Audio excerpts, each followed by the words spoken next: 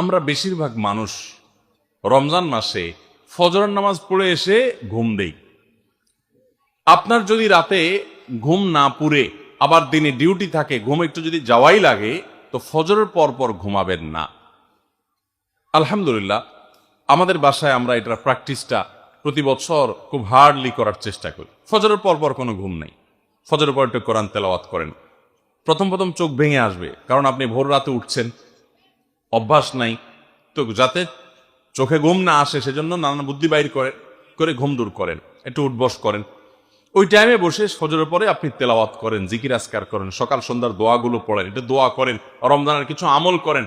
এশাকের নামাজের ওয়াক্ত হয়ে গেছে, 2 রাকাত নামাজ পড়ে এরপর আপনি পারলে দরকার হলে শুয়ে যান, কিন্তু ফজরের পর শুয়ে যাবেন না। এটা একটা ভুল, কারণ নবী করিম সাল্লাল্লাহু আলাইহি সাল্লাম সকালের এই সময়টার জন্য দোয়া করেছেন, আল্লাহুম্মা বারিক লি উম্মতি ফি বুকুরিহা, আল্লাহ আমার উম্মতের জন্য সকালের সময়টাতে বরকত দান করুন।